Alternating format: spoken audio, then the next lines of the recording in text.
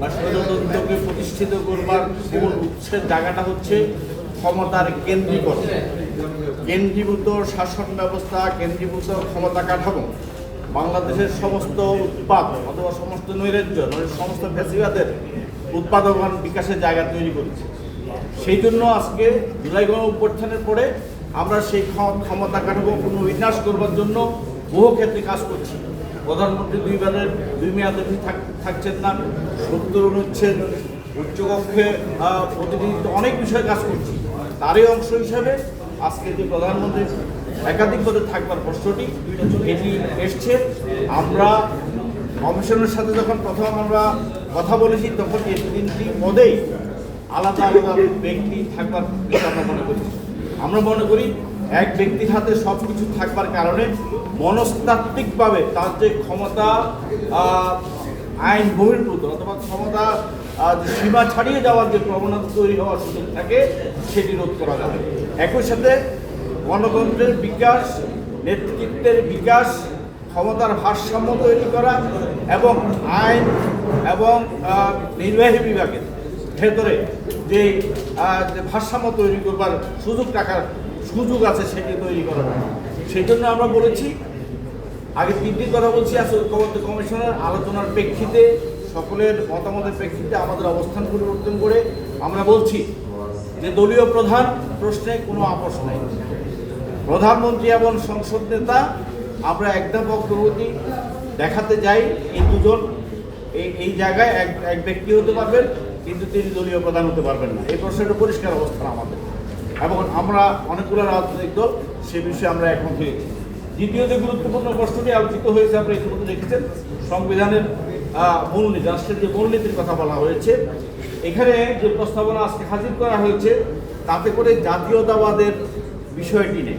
1952 সালের ভাষা আন্দোলন থেকে শুরু করে প্রত্যেকটি লড়াই সংগ্রাম বাঙালি জাগরণ যেটি তৈরি হয়েছে সেটা বাঙালির চেতনা, তার ভিত্তিতে আমার মহান মুক্তিযুদ্ধ, আমার স্বাধীনতা, এগুলো হলো বাঙালির চেতনার বিকাশ স্তর। এবং আমরা সেই লড়াই সংগ্রাম করার মধ্য দিয়ে একটা জাতিরাষ্ট্র প্রতিষ্ঠা করবার চেষ্টা করেছি। সেখানে আজকে জাতীয়তাবাদের প্রশ্নটি, বাঙালি জাতীয়তাবাদের প্রশ্নটিকে ইগনোর করে একটি প্রস্তাব দেওয়া হয়েছে। আমরা মনে করি এটি একটি মৌলিক প্রশ্ন, এই প্রশ্নের কোনো ছাড় দেওয়ার কোনো সুযোগ নেই।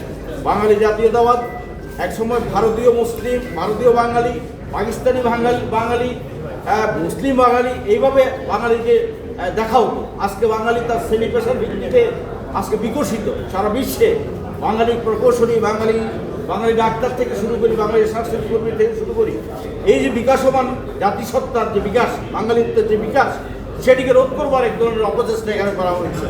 আমরা পরিষ্কার বলতে চাই, আমরা মনে করি স্বাধীনতার ঘোষণাপত্রে যে 10 এপ্রিলের যে ঘোষণাপত্র, সেখানে যে সাম্য, মানবিক মর্যাদা, সামাজিক সুবিচারের ভিত্তিতে আবার এই বাংলাদেশ তৈরি হবে সেই প্রত্যাশায় ঘোষণাপত্র দেওয়া হয়েছিল, এবং সেটি একটি অন্তর্বর্তীকালীন সংবিধান ছিল। কিন্তু 72-এর সংবিধানে সেই ঘোষণাপত্রের যে মূল দার্শনিক ভিত্তি, সেটিকে অস্বীকার করে যার মূলনীতি প্রণয়ন করা হয়েছে। আমরা মনে করি এই যার মূলনীতি যেটি আছে সেটিকে আমরা এটির সাথে আমরা একমত।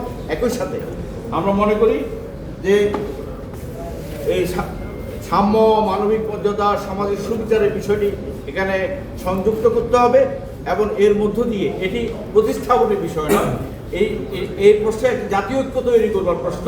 এই জাতীয় মৌলিক প্রশ্ন যদি জাতীয় ঐক্য তৈরি না হয় তাহলে কিন্তু রাষ্ট্রের মূলনীতি তৈরি করা যায় না। সুতরাং সেই প্রশ্নে যতটা নৈকট্যে আসা যায় সেই প্রশ্নটি আমরা মনে করছি যে এই কমিশন করবে, এবং রাজনৈতিক দলগুলোর কাছে উদাত্ত আহ্বান জানাচ্ছি, আপনারা যে আমাদের মূলনীতি আছে তার সাথে যে সংযুক্তিটা দরকার সেটি সংযুক্ত করার মধ্য দিয়ে আমরা আমাদের মূলনীতিটাকে পুনর্গঠন করতে পারি, প্রতিস্থাপন নয়।